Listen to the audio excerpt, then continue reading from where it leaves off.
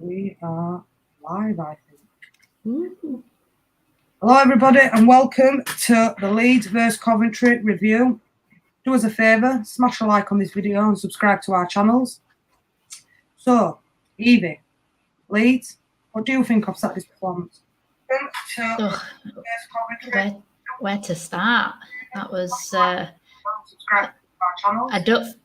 I don't think we gave a great review of ourselves really in that game. I think it was slow. It seemed to reflect the games at the beginning of the season, where we were just slow to build up. We'd move it from side to side. Obviously, Coventry came with a very clear agenda of a point is a point kind of thing. And that was it. That's all they wanted. They didn't want anything else.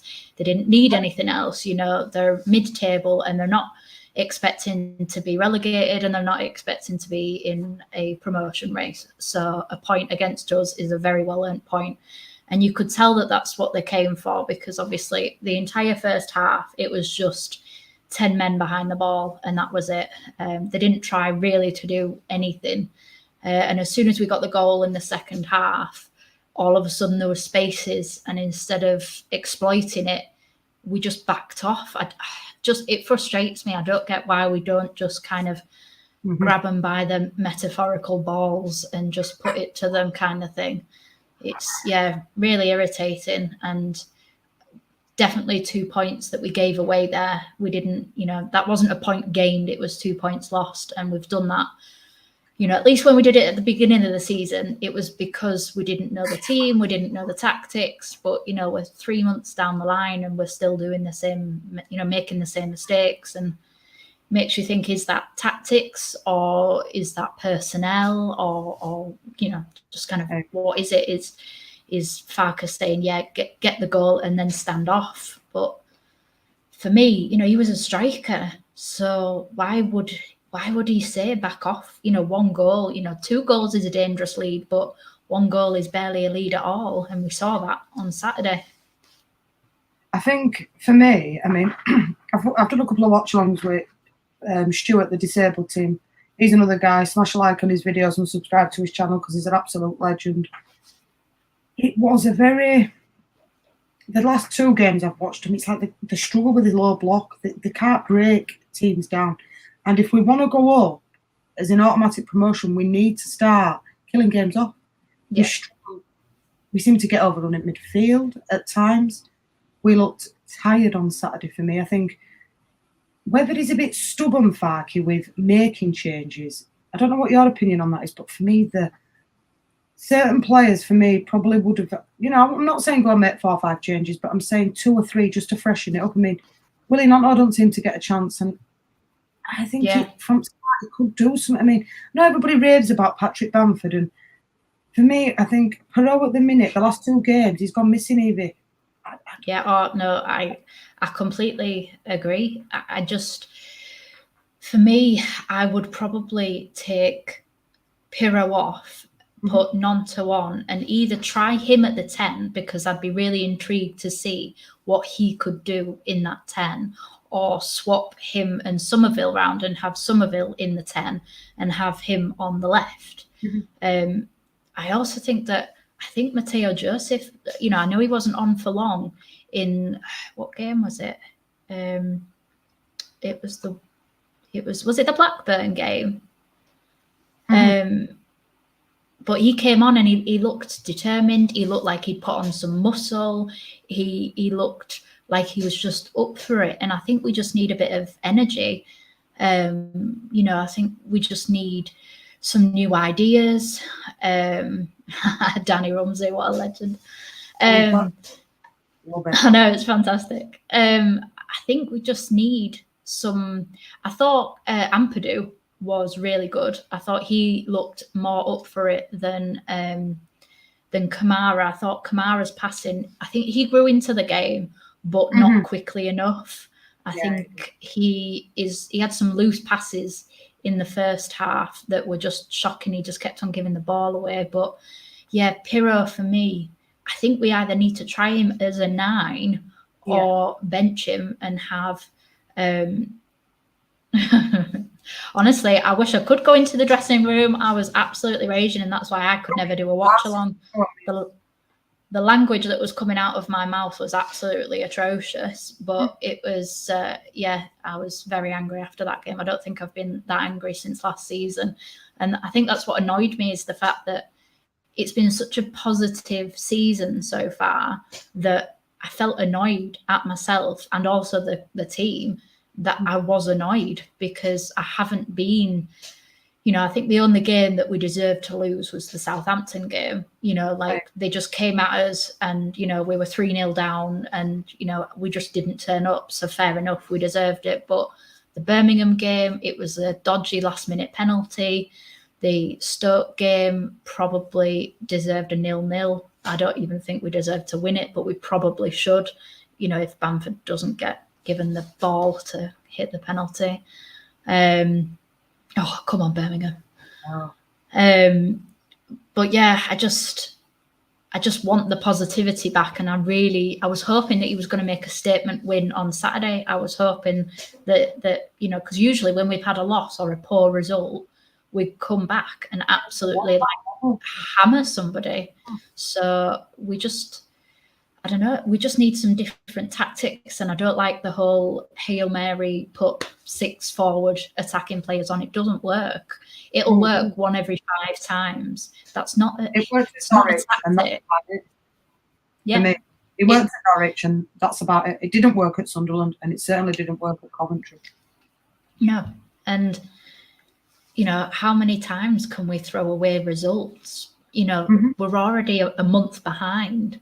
And, if you take that month out of the equation, then we're right up there. Even if we're not in top 2, we're only a couple of points off them, kind of thing. But it's just Leeds' luck that this is the one season that, there's 2 record-breaking teams in the top 2, kind of thing.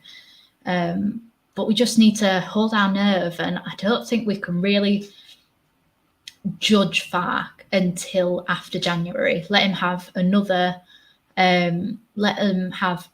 transfer window, and let Leicester lose some players. Ipswich have got a couple of players potentially going as well. So then we can see what we're actually made of. And I want to know if the 49ers are actually going to put their hands in their pockets and not just loan players, but also, invest in the team properly, buy players. We might even have to be ruthless and get rid of some, sell. I don't want them to sell Willie Gnonto, because I think the last few games he's looked like he's wanted to play, and he hasn't looked like that since last season.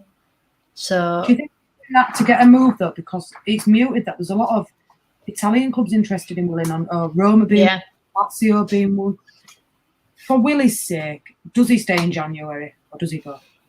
I think it depends how the rest of December goes. I think it's a make or break for him, and maybe even Jadon Anthony, because there's a lot of rumours as that Bournemouth might be cancelling Sinistera's loan as well, and wanting to recall Anthony because of lack of minutes. Because I think we might be doing that with Oxford and Sonny Perkins, because he's not getting in the team a lot. So, it does happen. We're probably going to do it ourselves. So, I think he's played more minutes for Bournemouth still this season than he has for us. And that's, he's been with us since August. See, so he comes with that Premiership experience as well, and he just doesn't seem to want to play him, a bit like Gruev. It's just, if you bring them players in and you don't trust them, and that's quite worrying, because Leeds' bench, when you look at it, it's quite thin and it needs some quality adding on there. And I mean, I know Danny Rumsey's saying Junior Firpo's back maybe for Saturday.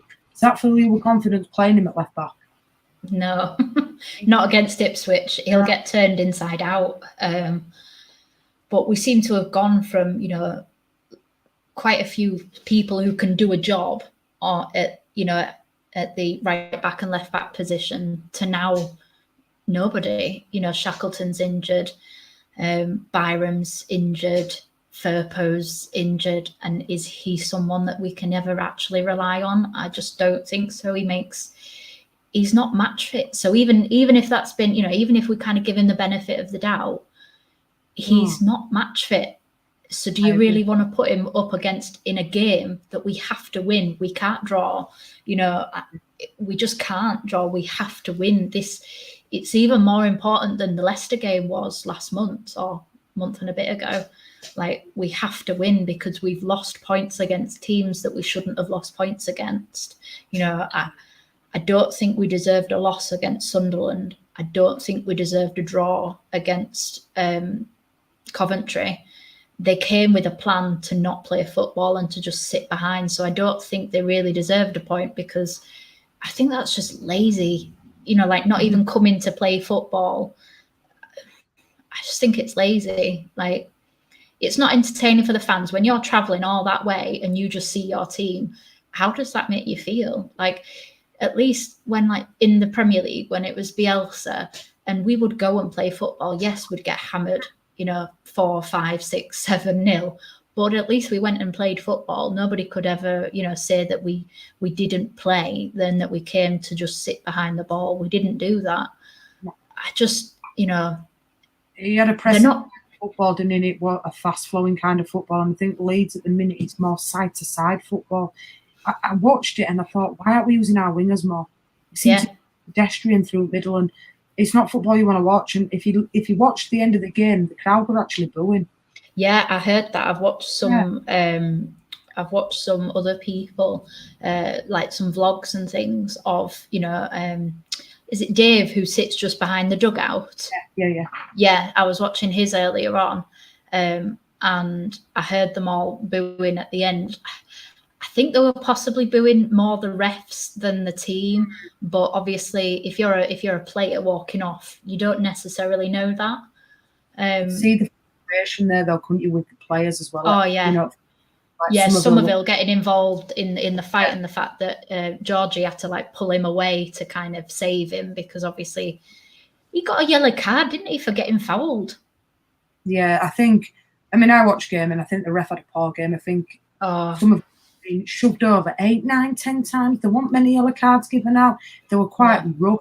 I think they had a game plan, did Coventry, for Mark Robinson. I think they're set up to be very much aggressive and slow the football down a lot. And I think it worked for them. I think they go away and they're absolutely ecstatic. And we're looking. What I thought, like, and I will say this now, is people calling Daniel Farke out to be sacked. I don't like that either. I don't know about yourself. No, I think that's out of order. I think he's done so much good for the club in terms of he's changed the atmosphere. The atmosphere around the club for the last 18 months has been toxic kind of thing. It's been pre-Bielsa type toxicity going around. We didn't like our ownership. We didn't like the managers. We didn't like the players. And some of those players have managed to have, Strauch, Melier to a certain extent. They've had, like, redemption arcs. Rutter, Nonto, Somerville. They've all, they were tarnished by last season. And to be honest, I didn't care. I was at the point where I didn't care if all of them just left. I don't think I was and I know that the skill speaks, but in terms of them as players and people, I just wanted them gone.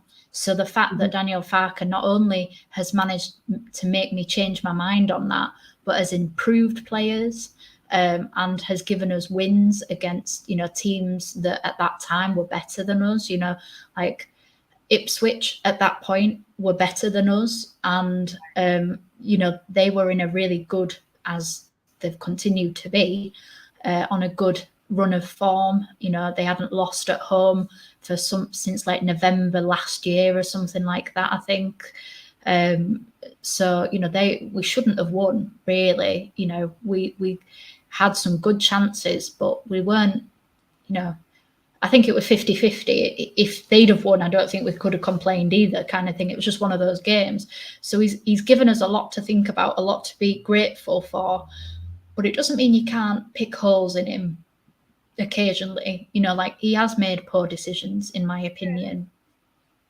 I think his substitutions are questionable at times. I think the lateness that he brings players on, for me, is sometimes a bit too late. Why not give them? It's like I always say, if you're bringing whoever it is, if it's Patrick Bamford, if it's Mateo Joseph, and you're giving them 10 minutes, you cannot do a lot in 10 minutes. It takes you that to get into the game. So for me, if you're losing 1-0, it's a draw, and you're thinking, well, really, I need to be in top 2, get up automatic. We don't want to go full back door playoffs. It's a 1 in 4 chance. You know that Leeds have not been very successful in playoffs. Why not bring him on for 20, 25 minutes? He's very stubborn in his ways, and he's very stubborn in who he picks. You know more or less he's going to pick that same 11 that he's got available to him, other than Sam Byron playing at left back. Yeah, and so far this season, we haven't won a game that Sam Byron hasn't played in.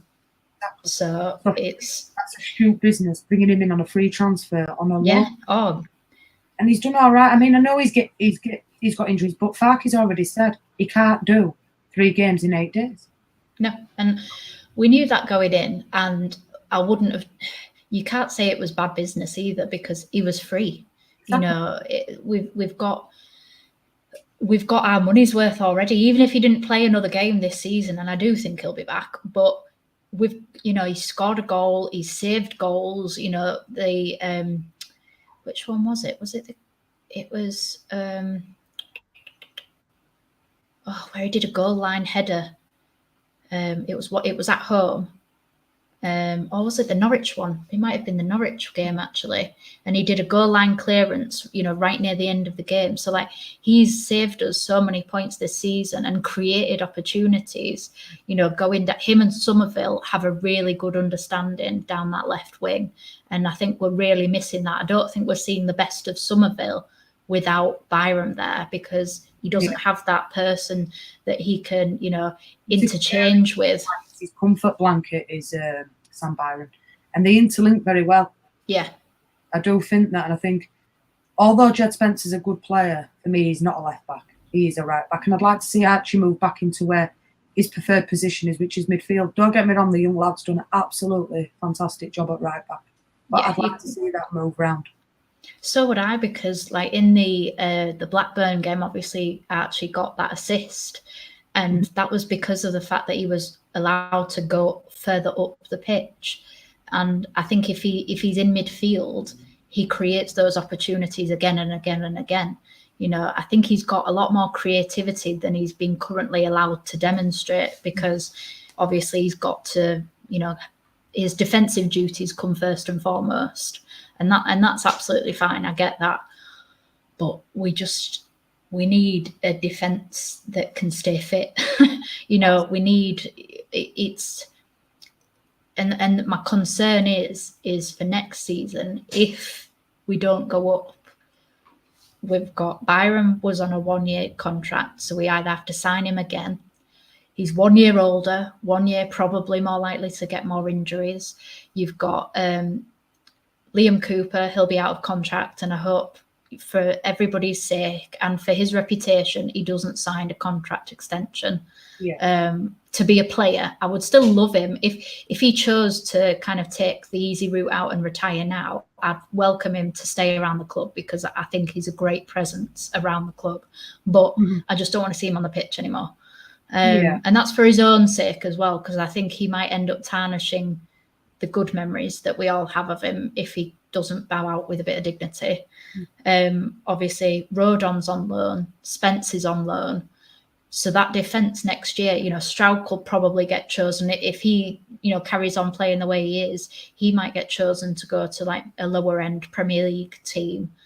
So next year, Melier will go as well. So next year we could end up with a brand new defence. And I think that's really concerning, because then they all have to learn to trust each other all over again. You're getting 4, 5, 6 new players in that haven't played together, and we're expecting them to go on a promotion push. So that's why it's so important that we do it this year, because there's a lot of what ifs for next year. So many what ifs. You think if we don't go up, we'll lose a lot of the better players in our team. Somerville, Luther, will go. I don't think that. For me, Ipswich, I watched them before Leeds game on Saturday. They were outstanding. Attacking wise, they were really good. I mean, Leicester at a minute are just 3-2. But even if they win, that's another 3 points for them. They're not dropping points, and that's the problem at the minute. Is neither of them are dropping points. So we must go into Ipswich on Saturday with a different mindset. I would hope that this bit of a rest that they've had before the 2 games that they do have would be beneficial to them. But then you also think, is he going to change it on Saturday, or is he just going to go with the exact same 11 that he went with at Coventry? It is a bit of a worry for me. It is, because you can see it from 2 different viewpoints. He either goes with the exact same team and his logic will be they've had a week rest, or he'll change it up, but it won't be the changes that we're all kind of screaming out for. So it won't be, Nonto won't come on, Gruev will come on for Ampadu instead. It'll be a change that nobody's actually screaming for. I feel sorry for Gruev, but I also don't think that you should take Ampadu out right now. Not for this game. I think there are other games that you make that change for. But for me, in an ideal world, I would love Sam Byram to be back fit, which I know that that's not going to happen. But in an ideal world, I would want Byram to be fit. I want Byram, Strauch, Rodon, and Spence as our back 4, and then I would want Gray and Ampadu in the middle, with Kamara to come on at half time to freshen up. And then I'd want Somerville, Nonto, James, and Rutter. And then you can have either Rutter to come off and Pirro to come on. You've got quite a few different combinations. You could put Rutter, take Nonto off and put Rutter to the side, take James off, push Nonto to the side, Rutter back and Pirro in the 9. There's loads of different amalgamations of play that you could do by just changing, but Sam left back is the key to most of our problems. Having a fit left back is where everything goes wrong, because we have 5 right backs at the team at the club, and none of them are playing at right back, because we're playing a 17-year-old midfielder at right back because we trust him more than we do, Ayling kind of thing. And obviously Shackleton's injured. So I just, with that starting lineup being the same every week, I agree, don't change a winning team, but that team hasn't won in 3 games now. So for me, there's no excuse to keep that team the same, because that team has dropped 3, 4, 5 points in the last 2 games. So that's not a good formula for me. You freshen it up, give them a rest, show them as competition as well. People, they may be getting a bit cocky, that they know that they're going to start and stuff. So exactly, complacent. And that starts to set in. We obviously know there's Premiership players in that team, and I totally get that. There's 4 or 5 in there that could quite happily walk into a Premiership team and play. But you win the Championship, and you can't go into every game thinking, just because we were in Premiership last season, we're going to walk over games, because that's where you start losing. If you just grounded with it, you do better. You're better off being like that than being arrogant and cocky and complacent. Because at the end of the day, we got beaten 5-1 at home to Crystal Palace in the Premier League last season. So we weren't good. Just because we were in the Premier League last season, it doesn't mean jack shit. We were crap. And that's why I think it's a bit of a cop-out when managers say that about Leeds, because actually most of that team did not play last season. Somerville had, a handful of starts last season. The same with Nonto. Rutter didn't. I don't think he started a league game. I think he started in a couple of cup games, but I don't think he started in the league. So he's not a Premier League player. Somerville was only just breaking into being a Premier League player, as was Nonto. Meslier was the worst goalkeeper, conceded the most goals in, I think it was Europe for the last 2 seasons.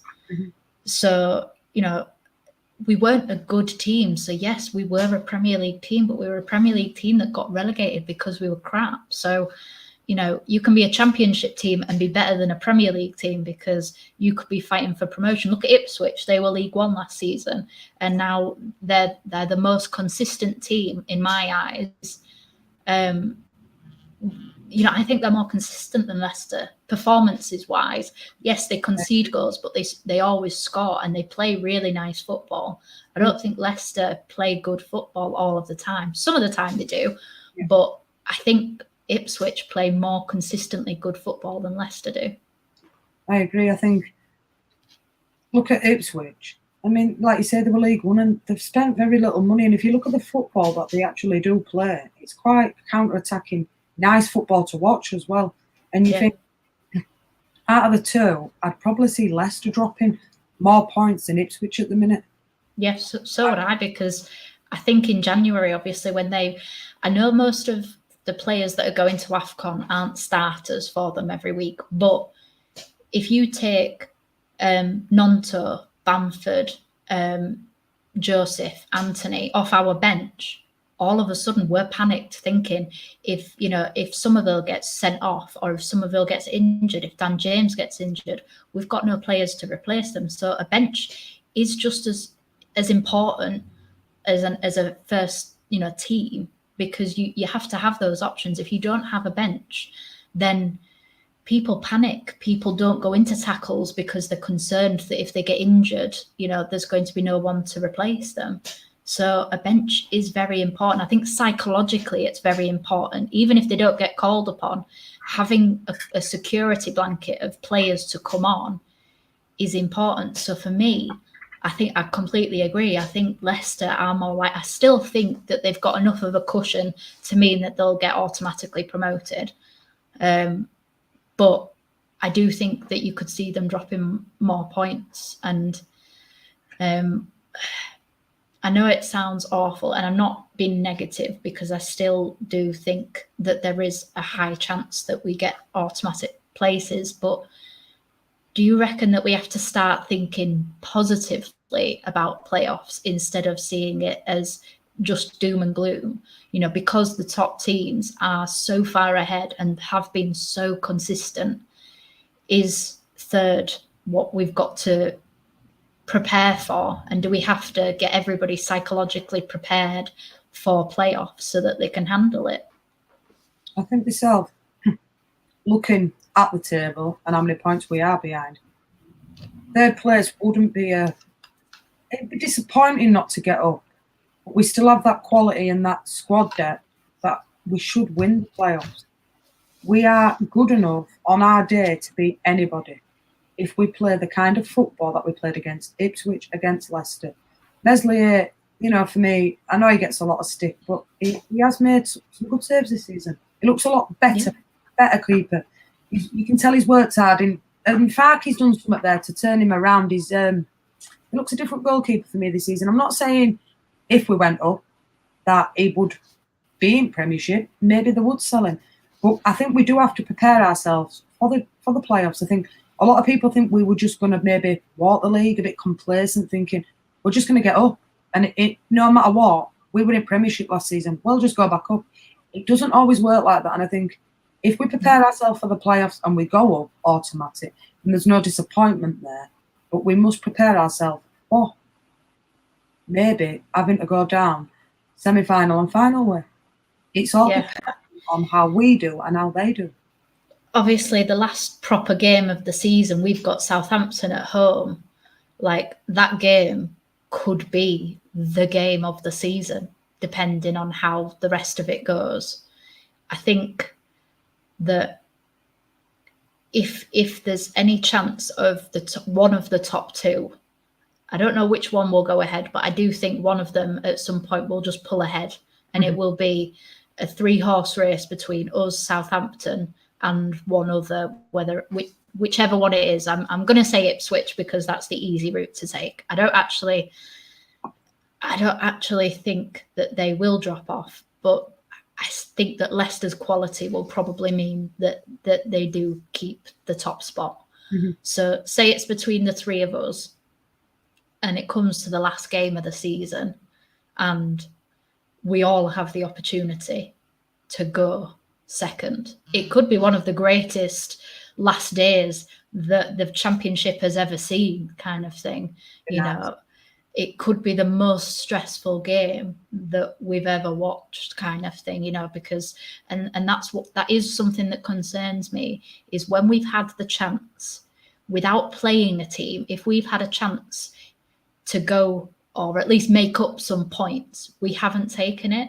So we've taken it when we've played those teams. So when we've played Ipswich and when we've played Leicester, we've taken 6 points between both teams. But when they've dropped points to other teams, we haven't done our end of the deal and won those games. You know, we've drawn the games. You know, we were very lucky a few weeks ago when we drew, and then I think, did Ipswich lose to West Brom? Yeah, well, that Rotherham game, that one, where we drew 1-1. Yeah, I think so. And then Southampton, I think, drew as well. So other than Leicester, I think all of the results went our way and we were just very lucky.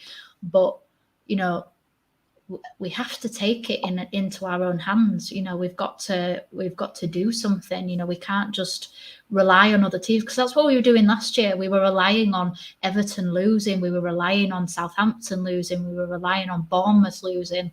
You know, why can't we just win games? You know, all we should be able to focus on is winning our games.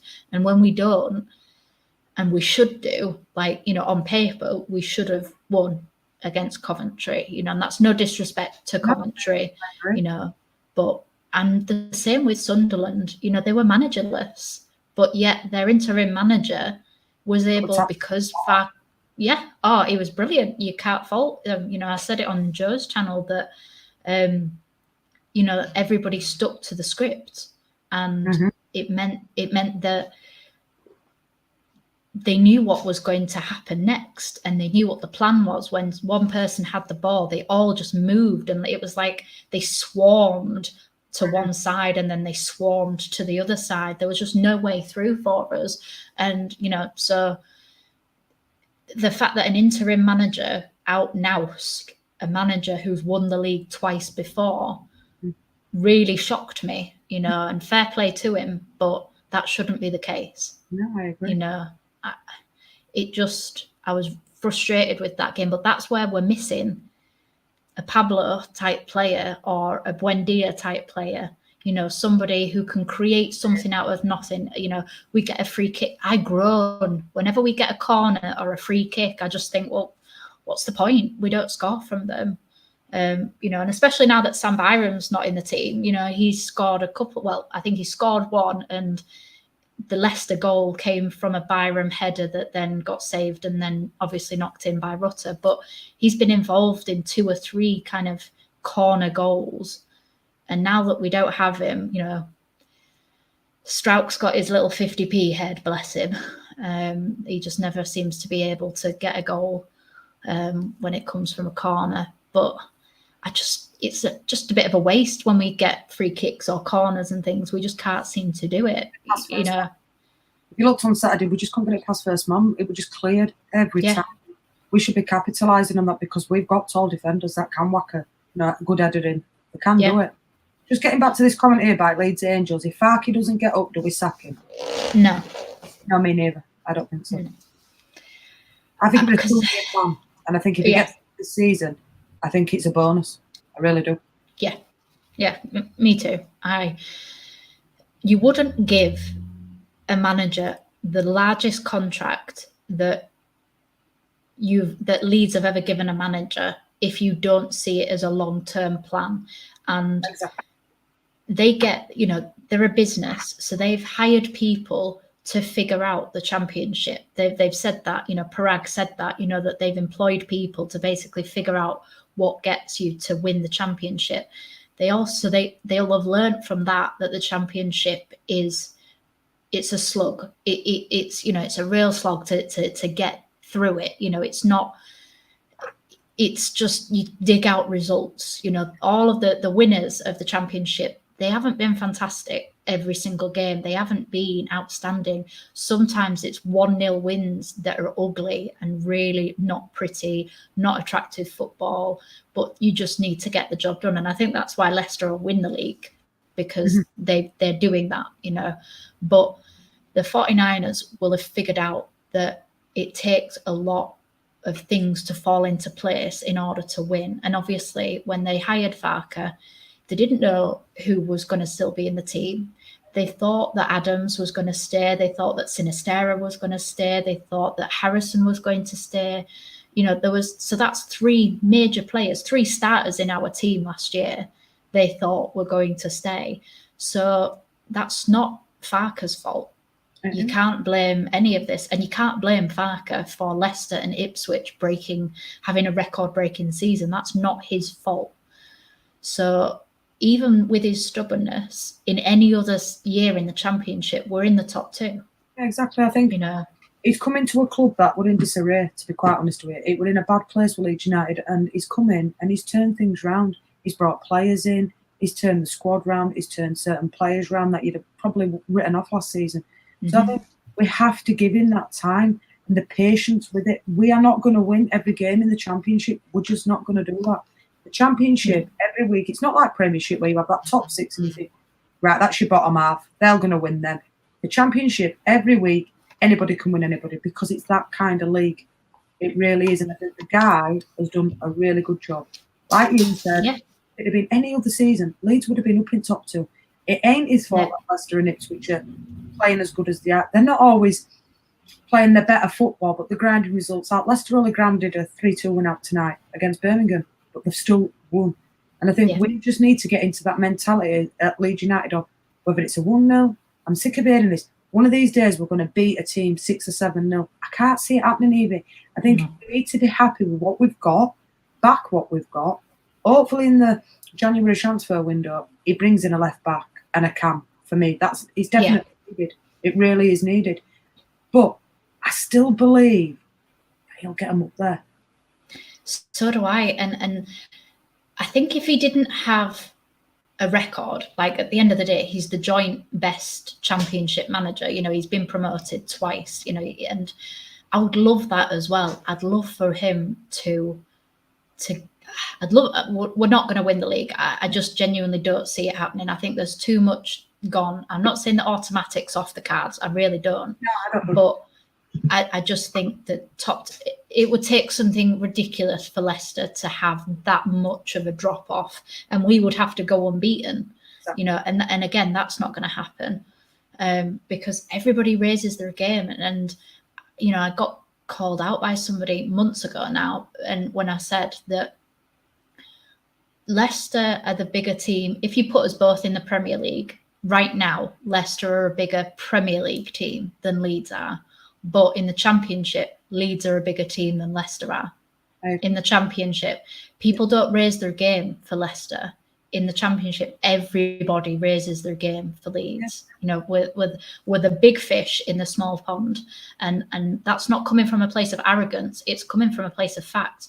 Every place that we go, other than Blackburn, they've sold out their allocation. It's a sellout game, you know. So Blackburn's just an anomaly because they just don't seem to want to support their team anymore. But everybody raises it, you know.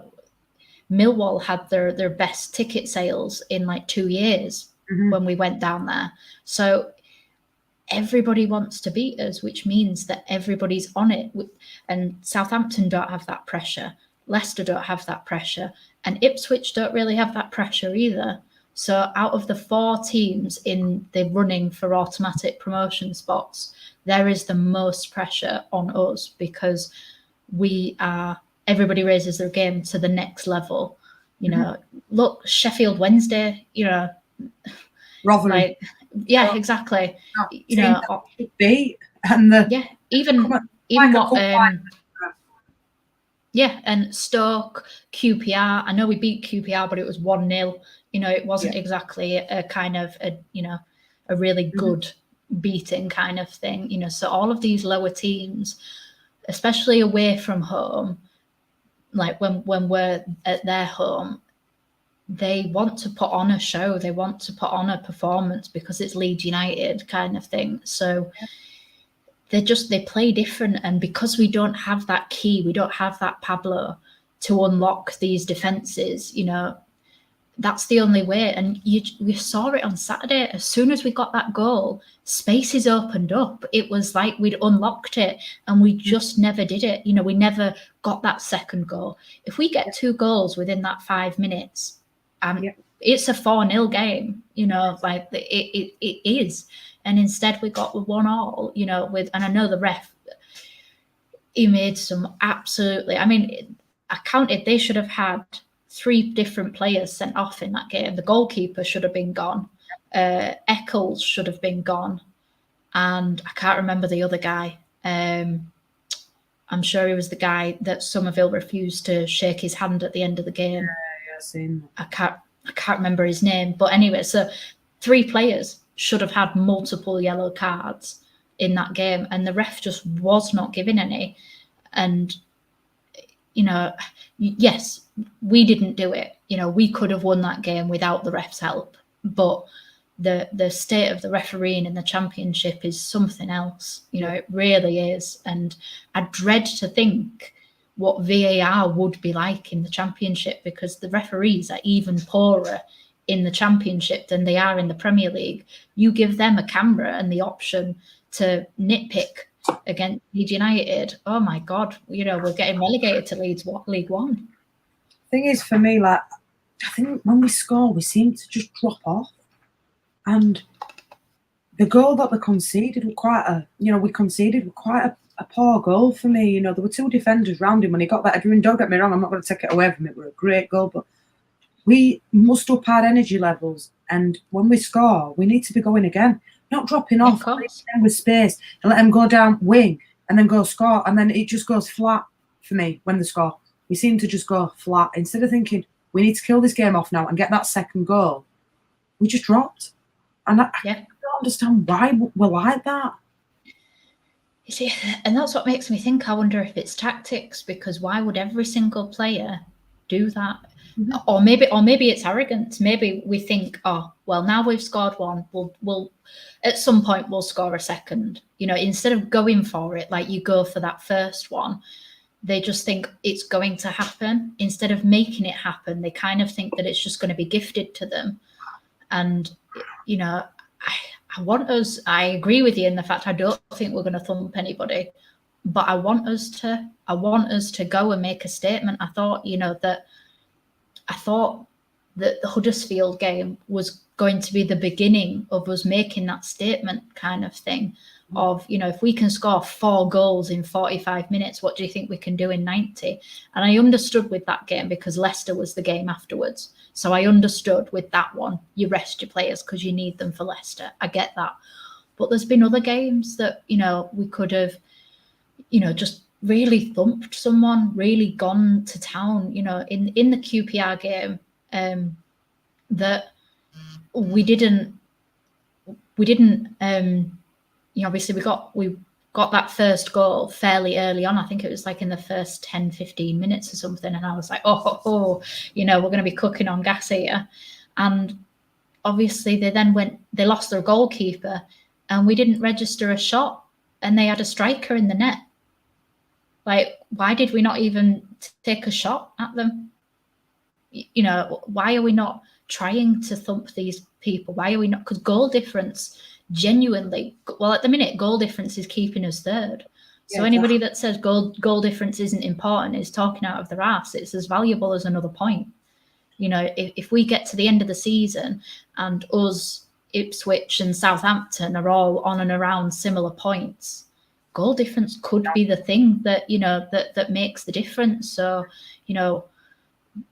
obviously it's goal difference, like for Liverpool at the minute, keeping them in second and Aston Villa in third. So it's important, and it's just frustrating because I wish I could kind of give Farke a little kind of, just shake him and just say, why are you not seeing what we're seeing? Because right now we're frustrated. We want to believe in him and we want that because he's really nice and positive and just he's reassuring, but then he's making the same mistakes over and over again. And what's that saying? Insanity is doing the same thing over and over and expecting different results. And that's what we're doing at the minute. We're stuck in a bit of a rut and we need to do something. Something has to be different. I think I'll be annoyed even with a week's rest. I think I'll be annoyed if it's the exact same starting 11 on Saturday. Do you think that's the problem though with Farke? We've been found out a little bit. Teams are starting to find. I think that one of the benefits at the beginning of the season, or at least the end of August and beginning of September, is that he hadn't found his best 11 yet. So at that point, we weren't predictable. We didn't know who was going to play. We didn't know whether Nonto was going to be welcome back. We didn't know all of these things. Yeah. They couldn't prepare for us. Yeah. And as well, because we were all learning Farke's system, we weren't consistent with the way that we were playing. So we could be a little bit erratic. But I actually think now, retrospectively looking back at that worked to our benefit. Whereas now we play the exact same passes, we try the exact same, work it down the channels, all of that. We do the same thing over and over and over again.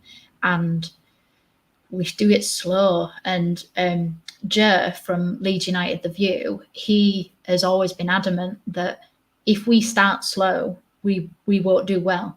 When we start fast, we take teams by surprise, we score, or we at least create a lot of opportunities early on.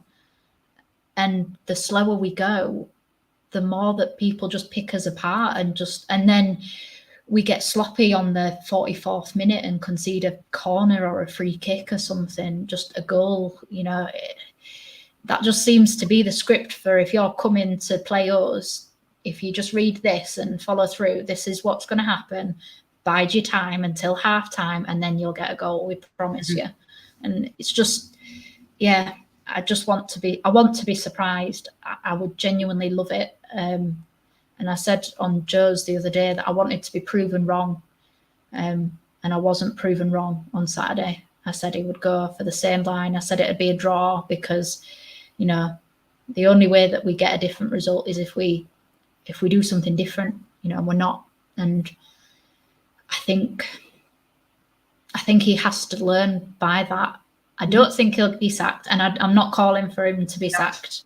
Even if we have a few more bad results, I think January is going to be massive for us, both in games and in transfers. I think we have to hold our nerve until the end of January, because after January, that's the actual team that we'll get promoted with if we do go up, so we have to just be patient.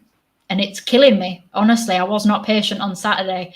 No. I was storming around the house, effing and jeffing. I was so angry. I haven't been that angry since watching Leeds last year, and I didn't like that feeling. I didn't want to be in that place again. It for my mood for the next few hours afterwards was awful. I was not a nice person to be around. Kills your weekend. It absolutely kills your weekend.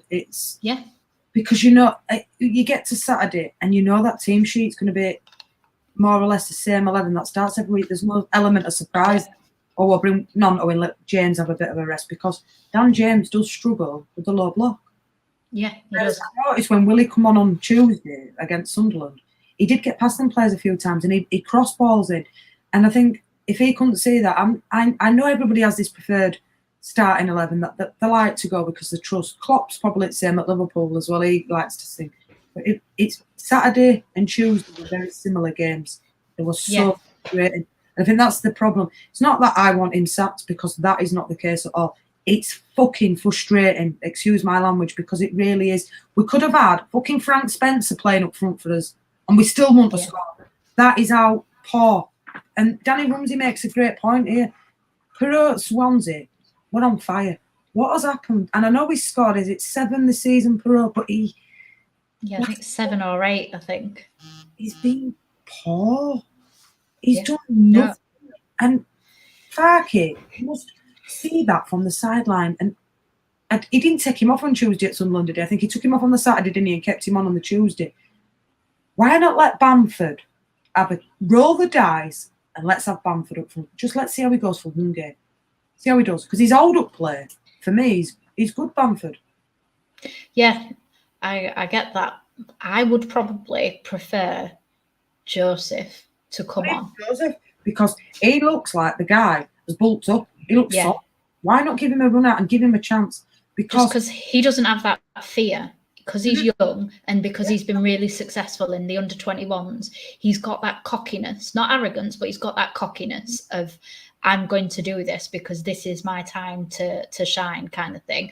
Whereas Bamford has that weight, that expectation, that kind of dread of, you know, he sees the net in front of him and it's like he blacks out, kind of thing, and he just can't figure out how to get the ball in it anymore.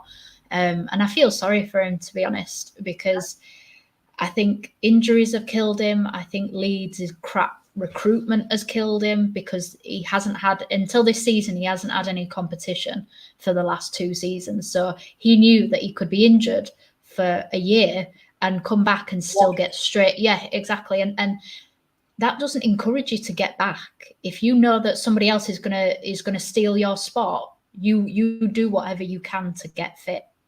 But I just think that we need to go for it. And I think Joseph doesn't have, yes, he's inexperienced, but so was Archie at the beginning of the season, you know, and oh, Justin, sorry. We have to Justin up.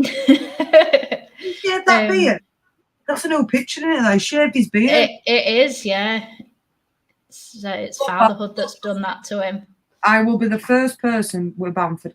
I don't mind the guy, and I don't mind him. He's probably the most loveliest guy in the world, but I think, for me, if he isn't going to get played and he's only going to come on for 10 minutes, maybe at the end of the season, maybe a move might do him good for his mental health, for his confidence. I don't have any problems with him coming on. If he's in that white shirt, I will back him to the Eels like every other Leeds fan should. But the problem with Bamford is it's behind what's happened in Premiership.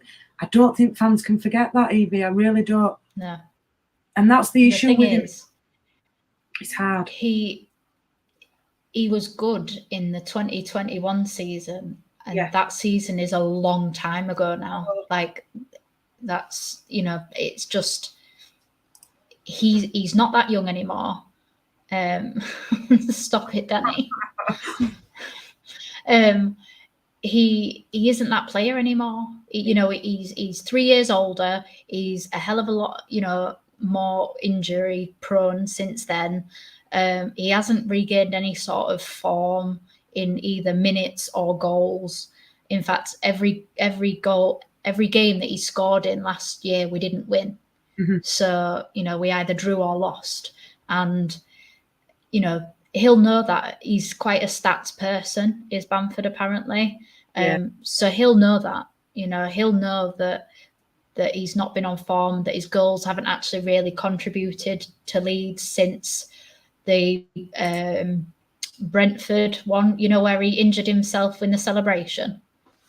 It was one of Bielsa's last games, kind of thing. It was that December where we had just every team going. I think we had Man City, Chelsea, Arsenal, and Brentford. And he hasn't been in any sort of form since then. So I say give Joseph a go with Rutter. He can keep up with him for pace as well. Pirro is slow.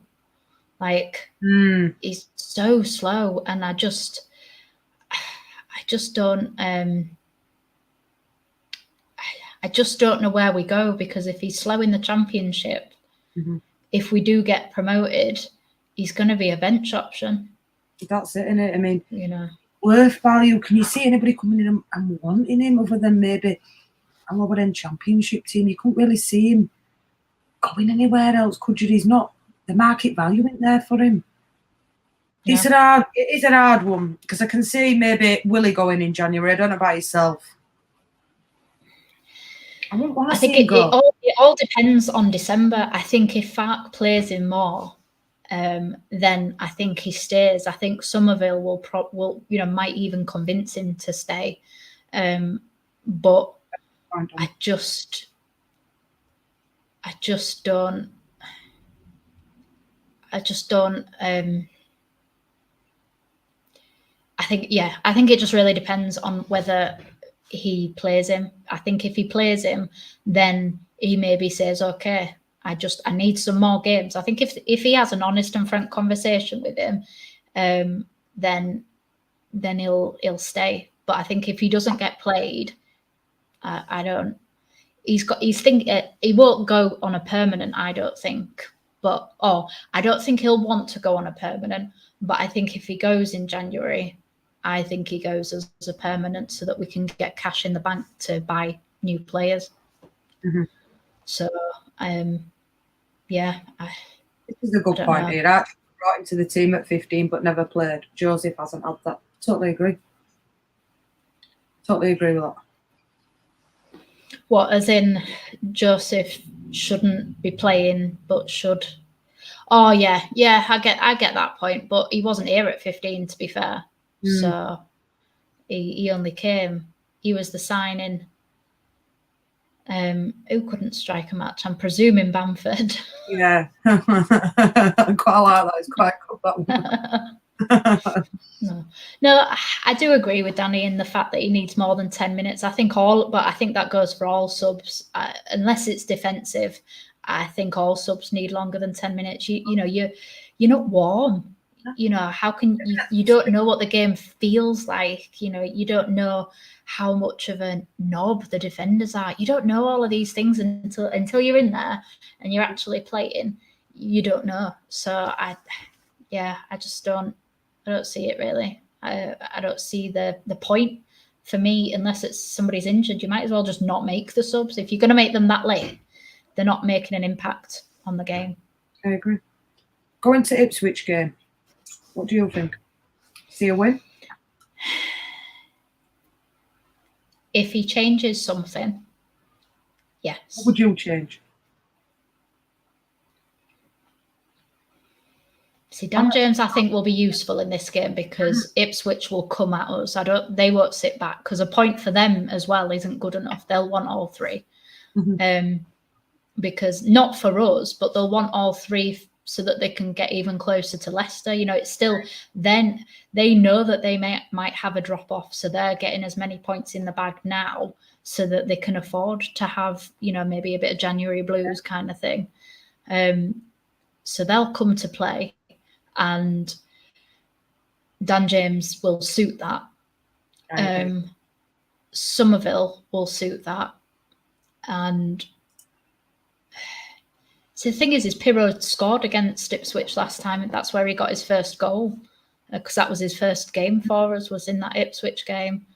But in that Ipswich game, Pirro and Rutter did a lot of kind of swapping and interchanging in between number 10 and number 9 positions. If those are the tactics, keep that front four the same. I agree. If it's going to be the tactics of the most recent games, take Pirro off and put Nonto on. But yeah, for me, and then midfield, well, it's just going to be Kamara and Ampadu. I would like to see Kamara given a bit of a rest, to be honest. I don't think he's been that great. In fact, I think he's been poor in certain games recently. Ampadu, I thought, had more flashes of his original Ampadu in the game on Saturday. Strauch, Rodon, no changes. Obviously, Melier, no changes. The only thing that I just wish that if Sam Byram is somehow back, that's fine. Byram goes straight back in and Spence goes over to the left. And then you've got Archie Gray on the bench, who can also come on either as go a 4-3-3 or, a 5 at the back kind of thing. He can just be a bit of a utility man. He can have a bit of a free roll if he comes on. But if Spence isn't fit, then it doesn't matter. Not Spence. If Byram isn't fit, then Spence stays at left back, Gray at right back. I thought Dan James defensively was brilliant in the first half, especially on Saturday. He did double up a lot on El Part. I think the style that Ipswich plays suits Leeds right down to the T. I think it'll be a very fast-paced, and I think there'll be a few goals in it, to tell you the truth, because it suits both teams. We have to score first, so yeah, not because no, we can't. We must, because at the beginning of the season, or until recently, if somebody scores against us, that hasn't affected the mood at all. We'll just go and score. That's fine. You score, fine, we'll score 2. But the last 2 games we've looked really shaky and toothless in front of goal, you know, and so for me, other than Somerville, you know, Somerville's the only one who consistently knows where the back of the net is, because Pirro doesn't get in those positions because he's not played in the number 9. And I know that Danny disagrees with me for that, but for as much as Pirro played as a number 10 for Swansea, it was because their number 9 also wasn't getting goals. So he scored 3 goals that season, did their number 9 at Swansea in last season, and Pirro scored 20. So, you know, you're really telling me that he's not a number 9? Like, you know, he is. You know, it's a different system. And on Joe's channel, Andrea and Lockie said, when they were doing like scouting reports at the beginning of the season, said that Pirro wasn't what we needed for Farke's system. You know, they said they wouldn't have got him if they were choosing, and that unfortunately seems to be coming to fruition right now, is the fact that he's not, we're all getting frustrated at him, but we're not playing to his strengths. Exactly. Like, you know, how can we expect a player who has clearly established as that type of player, and we're not playing to its strengths? You know, why aren't we adapting the system? Yeah. You know, why did Farke say okay to that transfer if that was the case? You know, if he knew that he wasn't the striker, the number 10 striker, whatever he wanted originally to use him as, then, you know, why would you agree to buy him? Especially because he was, you know, our most expensive player this season. There's a reputation for him, like, because what he did last season is that a little bit why we've gone and bought him, because of the reputation? Yeah, you know, at the end of the day, he's been very consistent. He's been in the top 3, you know, goal scorers of the Championship for the last 2 seasons. So the guy knows how to score goals. But why have our like scouting department not said, this is how he scores his goals? Is your system going to accommodate that? Yes or no? If the answer is yes, fine. Yeah, that's great. Go and buy him. But if it's, well, I'm not sure, I might have to work on it, then you get somebody else, because, you know, what's the point? 12 million if we don't get up, I said this in one of the chats the other day, is such a large proportion of our profit and sustainability. You know, that if we don't go up, he could become kind of like, what do they call it? Like a ball and chain around our ankle type thing, because, you know, we're not using him. So he's not getting us the goals that he should be for the price that we paid for him. And also we paid a hell of a lot of money for him as well. So it's just a double whammy. We need to adapt, or Farke needs to adapt to utilise Pirro in the best way. Otherwise, what was the point of buying him? We might as well have just stuck with, you know, Bamford and Rutter and Joseph and saved ourselves a lot of money, you know, and not buy him. Is he good enough to play Premiership for all, then? As a sub? Yeah. I think that's it at best. I think if he's too slow. Unless you change that system and he becomes an out-and-out number 9, so somebody who doesn't really get involved in build-up play, but is there to finish the movement off. You look at Rodrigo from last season. Rodrigo had his best season for us last year, and he wasn't a great player. He was a great finisher, you know. And when we played to his strengths and played him as an out-and-out number 9, he got us goals, you know. And our problem, you know, obviously not near the end, but our problem wasn't scoring goals last season. Our problem was keeping the ball out of our own net. And we seem to be doing okay at that. I still think that we can improve, because I still think we've conceded soft goals. You know, I felt sorry for Meslier in the Sunderland game. For me, he was my man of the match. I thought he deserved a clean sheet. And to be honest, everybody was picking him out a little bit, saying, "Oh, he should have done better." And it was his fault.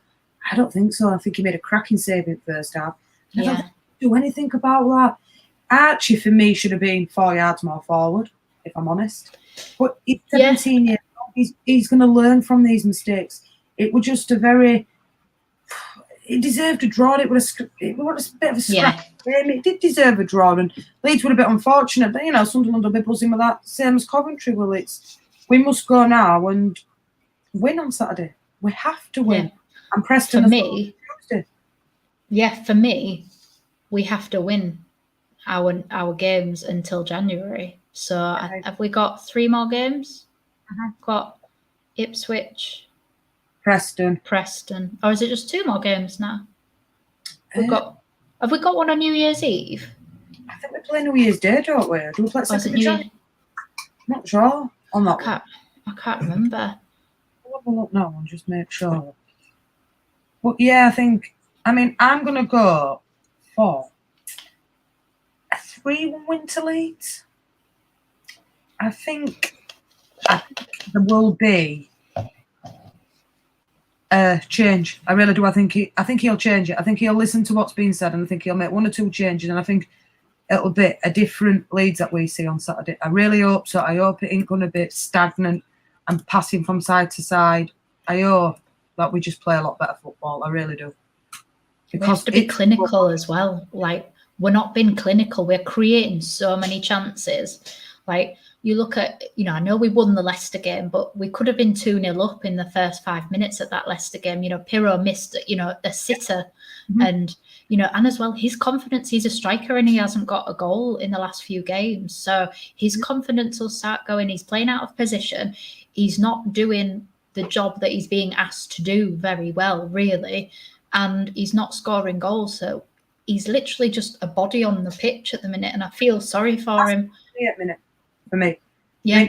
Games we've got Ipswich, Preston, West Bromwich Albion.